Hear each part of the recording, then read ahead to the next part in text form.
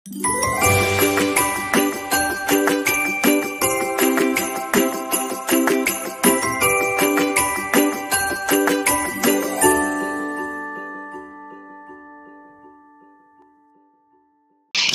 Mbak, dengar gimana? Kalau saya notis gimana Pak? Tapi tanpa tanda tangan majikan itu bisa nggak? Saya notis sendiri gitu, saya kirim via fax ke imigrasi. Bisa sampean ngirim fax. Sampean ngirim fax bisa? Bisa di 7-Eleven kan? Oh ya sudah, kalau sampean bisa, formnya juga sudah dapat. Formnya udah dapat dari Facebook, dari organisasi guru. Oh, boleh. Bisa. Kalau mau ngefax. Sudah yakin? Notis? Cabut? Terus? Cabut lah, Pak. Cabut udah nggak sampai. Semalam aja aku selesai jam 1:30. Oh. Nggak dikasih makan malam. Terus nggak gini? Udah berapa hari? Sebentar. Sampean nggak telepon ke labor dulu? Menceritakan sesuatu yang sampean alami? Belum Pak, aku belum telepon. Emang bisa telepon ke labor? Bisa dong. Bisa Mbak telepon ke labor. Labor itu memihak siapa? Karena aku nelpon agent lebih memihak majikan. Yo, kalau labor ya ada di tengah Mbak. Labor ada di Gimana, tengah. Pak? Kalau labor ada di tengah. Halo? Iya, saya mendengarkan, Pak. Apa sama organisasi nggak dikasih tahu nomornya labor sampean? Ada di buku, tapi saya belum pernah nyoba. Itu bener nggak nomornya? Iya benar, di buku. Yang baru datang. Iya, boleh. Di buku itu ada nomornya Hotline Reporting Breach and Employment Ordinance 28152200 atau Enquiry Hotline 27171771. Boleh, sampean coba. Halo? Nggih, mirong mendengarkan. Sampean libur hari biasa apa hari Minggu? Hari Minggu. Oh, kalau sampean libur hari biasa lebih enak karena labornya buka. Semuanya diceritakan. Nanti labor kirim surat ke majikan. Kan kayak gitu. Perlakuannya jam berapa kayak gitu kan. Nah, tapi nek sampean sudah merasa bahwa perjuangannya mentok, perjuangannya sudah nggak harus dilanjutkan, ya sudah gitu loh. Halo? Nggih, saya kalah mental. Iya, nggak usah sedih lah. Ya, hidup itu memang begini. Ya, Hongkong itu memang begini. Hari ini boleh kan kalah, tapi besok kan nggak boleh kalah. Halo? Nggih, Pak. Dalam. Maaf kalau agak putus-putus. Sampean dengar saya ngomong nggak? Dengar. Dengar gimana, Pak? Berarti sampean sudah mau memutuskan ya? Tidak ada cara lain, tidak ada jalan lain, tidak lapor ke labor, enggak ya, wis selesai ya berarti. Belum, Pak.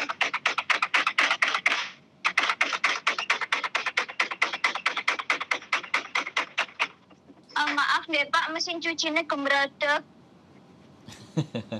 Halo? Iya. Mesin cuci. Saya sempat bingung, saya harus minta apa, ngomong ke siapa kayak gitu. Duh, kan? Karena tak kira agent yang bawa saya juga ternyata cuma mundur. Pada akhirnya ya saya tetap ambil keputusan kayak gini. Nah, kalau sampean masih kuat ya bicara ke labor, Mbak. Nggih. Tapi kalau sampean udah memutuskan ya sudah, nggak perlu bicara labor ya sudah. Gitu. Libur hari biasa nggak boleh? Nggak boleh, Pak. Soalnya anak-anak sekolah harus ngurusin anak-anak. Oh, ya Saya nggak mau tahu. ya sudah, berarti kan tinggal telepon aja ke labor. Oke. Pas nungguin anak mau pulang sekolah, berangkat agak awal, terus sampean telepon. Nama saya, Ya Allah. nomor kontrak saya, ABCD bla bla bla bla. Terus saya mau melaporkan yang bahasa Indonesia juga ada kok. Labor ada bahasa Indonesia. Nah nanti catatan laporan sampean kan dicatat. Setelah itu kan disuratin tuh majikan. Pembantumu kamu perlakukan sampai begini. Saya itu ya, Pak. Kenapa? Saya itu ya kalau mau lapor yang kayak gitu udah takut duluan. Nanti dia dapat surat terus saya makin diunyel-unyel, makin nggak bisa istirahat, makin nggak bisa makan kayak gitu. Ya kalau marah melampiaskannya saya nggak boleh makan, nggak boleh istirahat. Loh itu sudah, kalau sampean bisa punya rekamannya itu kena pasal loh, Mbak. Ya itu kena pasal. Jadi makanya semuanya mau bantu sampean lang, sampean sendirinya nggak mau bantu udah sampean tidak. Udah takut duluan. Lah. Ya, udah takut duluan.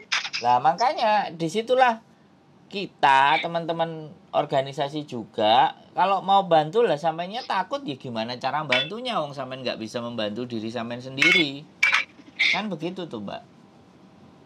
Sampean udah kalah dengan takutnya. Kalau udah kalah dengan takutnya ya sekuat apapun saya bantuin sampean ya nggak ada gunanya. Iya. Kan seperti itu tuh, Mbak. Jadinya sekali lagi bahwa Hongkong kan memang keras dan organisasi pun nek sampean telepon juga kan dijawab, dikasih tahu, diajarin, malah disuruh begini, disuruh begitu, kan pasti begitu semua toh. Yang melakukan kan sampean sendiri. Kalau sampean sendiri nggak melakukan ya sudah. Kita bisanya apa? Dukungan kita hanya begitu. Karena saya juga bukan staff agent sampean yang nggak bisa ngomong sama majikan. Kan begitu. Kecuali kalau paspor ditahan, nah kita bisa nemani sampean untuk ngambil paspor. Nah ini kan pekerjaan. Ini kan dengan majikan. Mau nggak mau kan sampean sendiri yang harus menghadapi majikan. Yang harus ngomong, yang harus ribut, yang harus sengketa, yang harus berantem kan ya sampean sendiri yang harus maju. Dan ada labor. Apa yang diperlakukan kepada sampean itu ada kronologisnya, ada buku catatannya, ada voice overnya, semua data komplit lengkap, maka dia akan disuratin. Resikonya ketika sampean disuratin ya sampean diinterminate. Itu resikonya. Nah, sampean semakin diunyel-unyel ya bantah aja terus. Kalau dia mulai banting-banting sesuatu, telepon polisi. Kalau sudah membahayakan, telepon polisi, polisi datang. Itu satu pembelajaran buat dia. Kamu nggak bisa sewenang-wenang karena polisi datang. Sampean, saya ketakutan, polisi pasti akan tahu psikisnya sampean. Wong ngomong aja gemetaran, terus mau nangis, polisi pasti tahu. Dengan kondisi yang tertekan kayak gitu, sampean bisa ngomong, saya sudah tidak berani tinggal di sini, takut ya. Sampean akan dibantu sama polisi, diamankan sama polisi, dikembalikan ke KJRI. Halo? Bapak tahu nggak?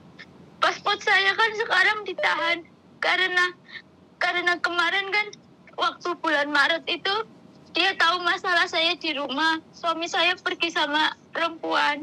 Jadinya saya minta tolong ibu saya untuk datang ke tempat anak saya. Nah, dia bilang gini, saya kasih gaji Maret kamu utuh, sama saya kasih pinjam gaji bulan April, kayak gitu. Nanti Mei kamu balikin. Nah, saya bilang, saya masih punya potongan 1 kali, kayak gitu. Ya udah, kan gaji 2 bulan itu kan 4.630 dikali 2, 9.260 ya Pak. Dia cuma ngasih saya 6.260, yang 3.000 itu kan untuk agent potongan agent. Dia belum kasih ke saya, dia kasih cash 6.260. Saya suruh tanda tangan apa saya dipegang dia. Itu gaji bulan Maret plus 1.200 dari gaji pinjaman bulan April. Sedangkan yang 3.000 itu karena dia marah, hari berikut kirimkan ke agent. Pada akhirnya saya kena denda agent bulan ini kayak gitu. Tapi paspor saya masih sama dia. Saya nggak tahu nanti di tanggal 7 besok ini dikembalikan atau enggak paspor saya. Itu juga saya takut. Saya bodoh banget, mau aja. Udah tahu sifatnya nggak baik, saya ditolong gitu mau aja kayak gitu. Karena saya mikir suami saya udah nggak tahu kemana, anak-anak saya sendiri nggak ada yang jagain, anak gadis saya. Jadinya saya minta tolong ibu saya gitu. Lah kalau agent motong itu juga harus kita perkarakan, Mbak. Oh, nggih, Pak. Nggih, Pak. Halo? Halo. Halo, nggih, Pak. Pripun, Pak? Jadi sampean kan harus sampean itu harus nuntut, agent itu nggak boleh motong. Potongan agent Indonesia yang 4 bulan itu loh, Pak. Saya kerja datang ke Loh, lah 4 iya. bulan. Lah iya. Itu kan otomatis kan, itu kan tidak boleh. Bisa dipahami nggak sampean? Saya nggak paham, saya sih tahu saya datang ke sini saya potongan tiap bulan 3.000 Wah. 4 bulan.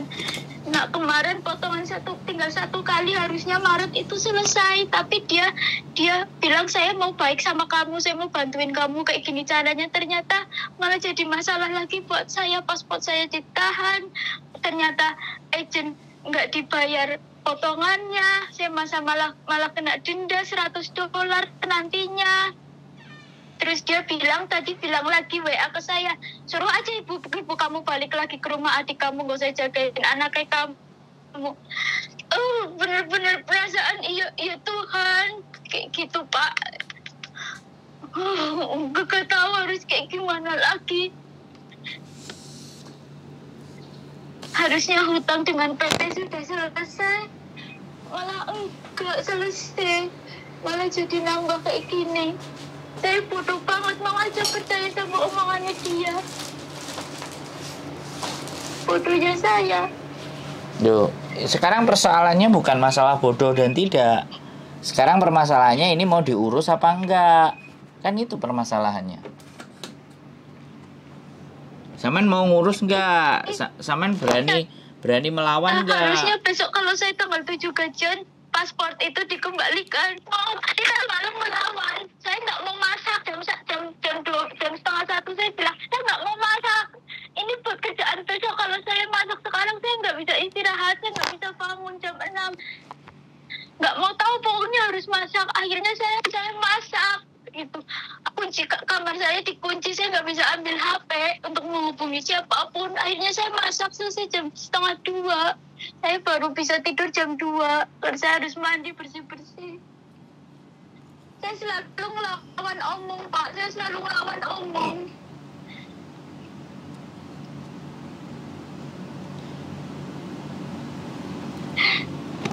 Halo? Oke, Pak. Dia ngancam saya, kamu tunggu aja 2 bulan mau saya ganti pembantu baru. Saya bilang, saya nggak ngejawab gimana, tapi dalam hati saya bilang mau diganti ya monggo diganti kayak gitu. Tapi kenapa saya dibeginikan terus? Saya wadul ke agent sabar, kau masih kuat enggak, dijalanin dulu aja, selalunya bilang kayak gitu.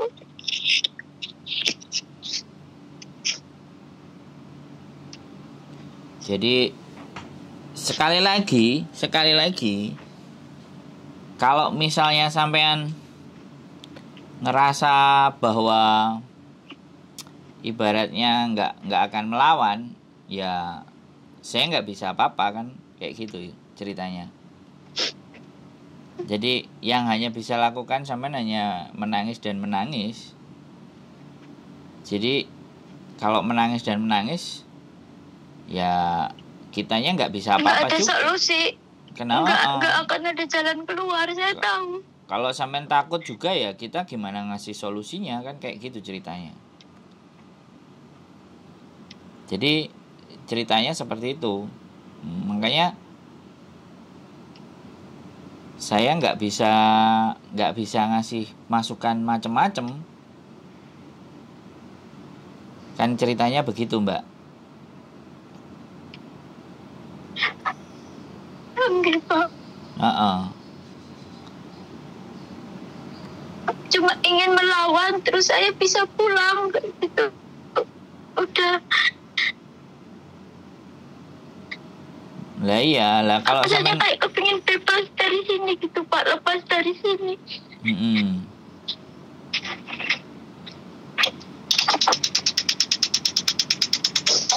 Terus akunya harus kayak gimana? Kan kayak gitu tuh ceritanya. Iya, saya juga nggak tahu saya harus kayak gimana. Loh, kan sampean sudah Saya dikasih telepon tahu. Bapak pasti juga malah merepotkan. Loh, enggak, sampean kan sudah kita kasih tahu. Sampean lapor ke telepon Lebor. Iya toh? Pak. Nah, kalau sampean nggak berani dan nggak takut, nggak berani telepon dan segala sesuatunya, terus kitanya bisa apa? Yang punya perkara kan sampean. Halo? Kalau saya telepon Lebor hari ini, Ya surat silakan. itu datang hari ini juga. Ya enggak, ya suratnya enggak mungkin hari ini. Ya biar akan proses dulu semuanya. Intinya itu sampean jangan nangis dulu. Otak sampean itu gunakan untuk tetap berpikir.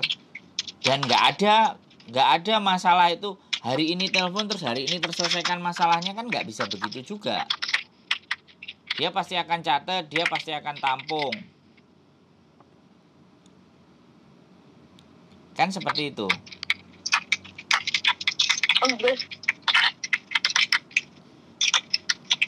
Jadi seperti itu, Mbak. Lah kalau sampean isinya cuma nangis terus bodoh kayak gini, lah kitanya terus gimana coba? Kitanya harus kayak gimana nek sampean sendirinya begitu?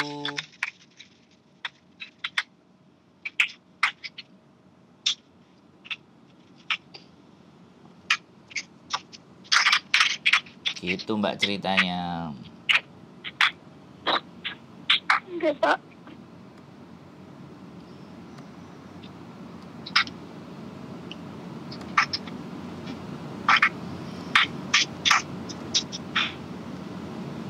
Saya nanti coba nelpon di sini ke Lebor.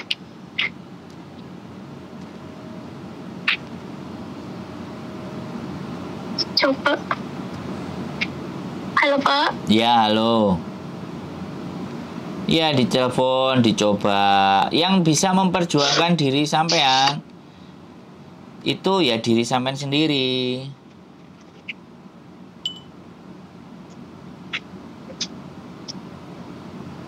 Oke. Gitu ceritanya. Pak. Oke? Oke, Pak. Ada lagi? Oke. Sekali lagi. Tidak bisa kita melawan dengan tangisan air mata. Bukan saya tidak ikut merasakan, ya saya ikut merasakan. Tapi kalau cuman ikut merasakan tapi tidak bertindak, tidak melakukan sesuatu, ya otomatis potongan juga 3.000 itu potongan yang terlalu tinggi. Itu juga bisa kita laporin ke KJRI. Sampean hari Minggu surat hutang sampean laporkan, agennya apa dan semuanya, nggak apa-apa. Kalau sampean takut ya sudah. Pak? Lapornya itu kemana? KJRI. Pengaduan. Nanti dicatat. Gitu loh. Sampean copy surat hutangnya, sampean pegang satu, kasih kopiannya buat mereka. Terus KJRI ketika jawab pertanyaan sampean atau ngasih solusi buat sampean usahakan rekam. Jadi kita berjuang. Jadi siapa tahu nanti KJRI semuanya disuruh ngelunasin dulu. Setelah ngelunasin dulu, dia kasih rekod PT-nya apa, nanti ada uang pengembalian. Kan lumayan kalau bisa dikembalikan. Ya kan? Kalau enggak PT-nya kan di blacklist. Jadi itu juga sampean berjuang enggak cuman buat diri sampean sendiri.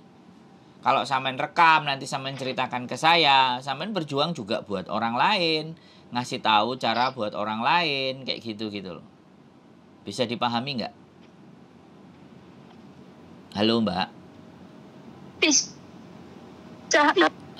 Pak. Sekarang coba cuci muka semuanya, ambil nafas. bahwa masa depan sampean ya perjuangannya dari diri sampean dengan berbagai macam masalah kayak gini gitu loh. Nah, kita kan bantunya ngasih semangat, ngasih tahu caranya, jalannya, segala sesuatunya ya sampean tetap jalan sendiri karena kan libur memang hari Minggu. Kalau KJRI kan hari Minggu ya buka, boleh. Banyak kok teman-teman yang pengaduan potongannya sudah melebihi dari standar, ya dilaporkan, ya ditulis, ya dicatat ke KJRI. Halo, Mbak?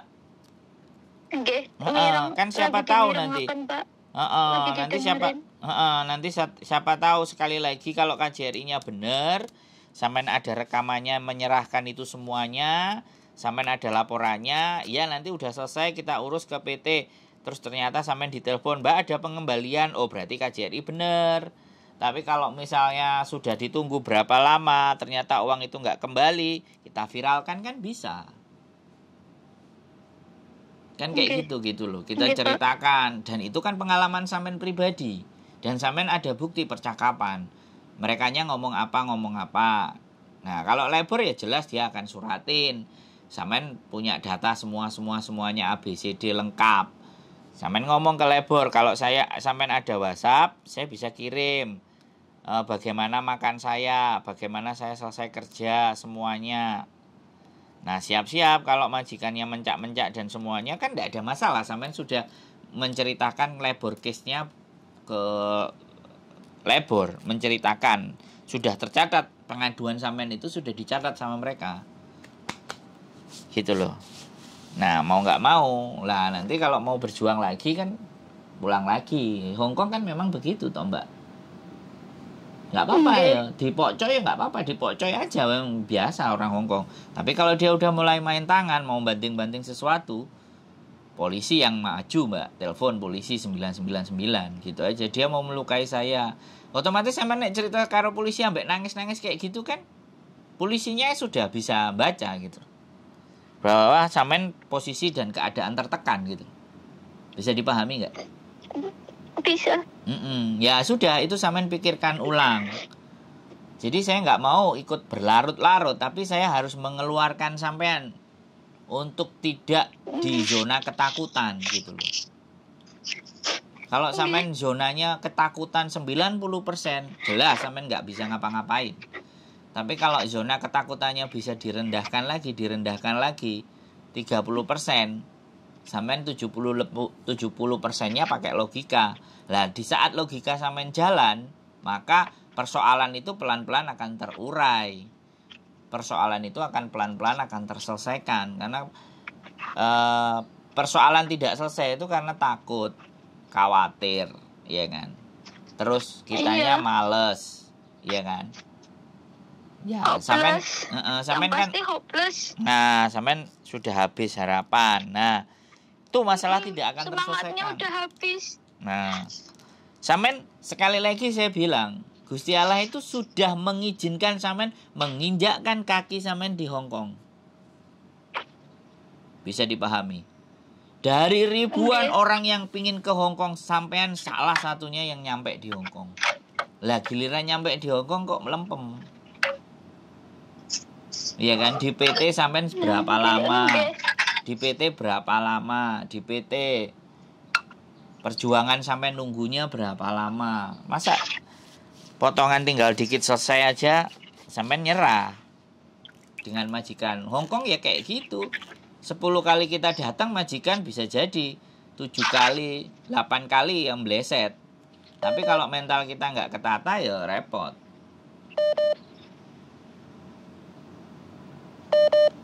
Bisa dipahami nggak? Bisa Pak. Bisa. Ya. Kalau hari Minggu cari teman yang tepat. Iya kan? Main ke rumah atau kemana yang menurut sampean itu bisa meluapkan segalanya dan ngatur strategi. Saya belum nemu teman yang tepat Pak. Selama ini selalu pergi sendiri. Nah, ya nggak masalah.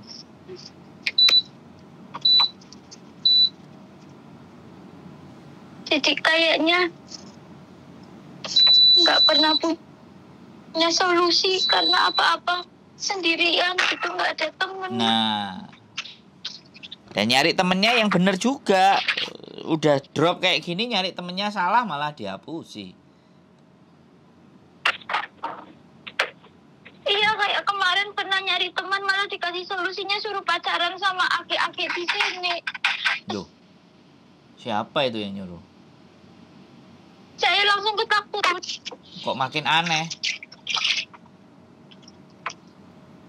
Iya, itu temannya teman saya. Dia ex Hongkong 13 tahun, ketemu di PT dulu. Terus dia bilang libur sama saya aja kayak gitu. Sekali dua kali belum tahu saya, lah barang udah ketiga kalinya dia ngenalin ini. Dia bilangnya kakangku nang kene, bilang kayak gitu. Terus oh iya dikenalin, terus minggu berikutnya bilang katanya dia suka sama kamu. Kamu kok lagi bermasalah sama suamimu, sama dia aja. Nanti gajimu utuh, kamu libur di sini makan apa segala macem terjamin. Waduh. Kebutuhan anakmu dari duit kamu kerja kayak gitu. Terus saya mundur, saya nggak mau bertemu lagi. Istimewa juga ya, di luar sana ya. Iya. Kayak gitu, ngomongnya kayak gitu ke saya. Ya memang selama beberapa kali ketemu, pergi bertiga itu ya memang kalau makan dibayarin memang, Pak. Itu mendekati hari raya Imlek. Sampai setelah Imlek, habis itu terus saya nggak mau ketemu lagi. Ya menurut sampean tua apa muda apa gimana? Ya sekitar umur 50-55 lah, Pak. Ya anaknya udah dewasa kok. Ngomongnya anaknya juga udah dewasa. Dia dulu pernah nikah sama orang Indonesia juga. Cuman katanya ditipu, diporotin duit tetok, kayak gitu. Terus temanku itu bilang gini, kamu pacaran sama dia. Dia ngomong sama aku suka sama kamu, tapi nggak mungkin nikahin kamu. Terus aku juga bilang nih, lah siapa yang kesini mau nikah, Mbak? Aku bilang gitu. Aku nggak mau yang kayak gitu-gitu lah. Nggak apa-apa, nggak masalah tuh. Kamu juga wis ora ana bojone, bojomu juga ngomong iki, kayak gitu. Duitmu utuh, kirim gue bocah. Konang kene engkau garis kok nanang anu uang kue, ngomong kayak gitu.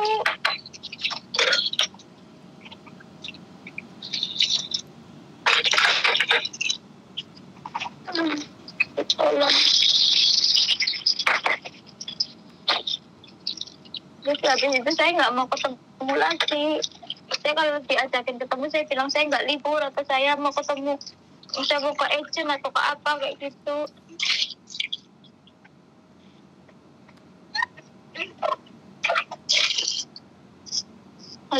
Halo. Ya sekali lagi serba-serbinya macam-macam. Kalau udah orang drop udah kayak gitu. Enggak.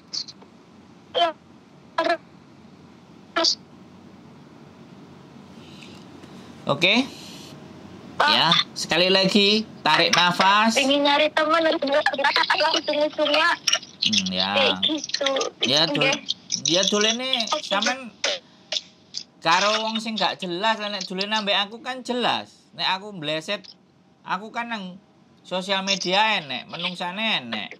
Iso digoleki. Omahku iso diparani. Ya kembali lagi lah sama sampean, Mbak. Apapun ceritanya, sampean sudah nyampe di Hongkong, sampean sudah berjuang, tinggal melanjutkan perjuangan, ngono. Jadi seperti itu. Ya. Sekali lagi, wong sampean telepon aku ya tak angkat, WA ya tak jawab. Tak telepon balik, ya. Nggih. Ya, oke. Nggih, Pak. Oke. Yang jelas rasa takutnya 20-30%, beraninya 70%. Dah. Wes, kita hanya bisa menguatkan secara mental dan ngasih tahu jalur jalan-jalannya. Ke situ, ke sini, ke sana, ke situ. Nggak usah khawatir, nggak usah takut. Rezeki sudah ada yang ngatur, rezeki sudah ada pada tempatnya. Ya. Nggih. PR-nya Nggih, Pak. sampean 2, ke KJRI laporin potongan, yang kedua ke labor sampean harus telepon agar majikan mau berubah. Ya, nanti kita lihat hasilnya. Masih tak tulis loh nomor sampean. Nggih. Dalam pengawasan, terus nama sampean. Nggih. Ini masih tulisannya dalam pengawasan loh, Mbak. Nah, aku pokoknya kalau orang nggak telepon, aku nganggep masalahnya kelar. Karena orang cari saya pasti masih punya masalah. Tapi kalau dia sudah lama nggak telepon saya anggap masalahnya kelar. Bisa dipahami nggak? Nggih. Oke, Mbak? Bisa. Oke, Pak. Bisa. Semangat ya. Yuk. Nggih. Oke. Nggih. Ya, Nggih, nomornya Pak. udah tahu Nuwun. tadi ya. Yuk, bye-bye. Assalamualaikum. Waalaikumsalam. Salam. Salam. Takut, dan takut. Kalau kalian takut, kitanya nggak akan bisa berbuat apa-apa. Bahkan kalau kalian takut, rasional dan logika cara berpikir kalian tidak akan sampai. Makanya yang harus kami lakukan ketika orang takut bangun, kita harus turunkan ketakutan itu agar supaya teman-teman bisa berpikir secara logika. Sekali lagi, keep stay tune in my YouTube channel and see you next video. Bye-bye.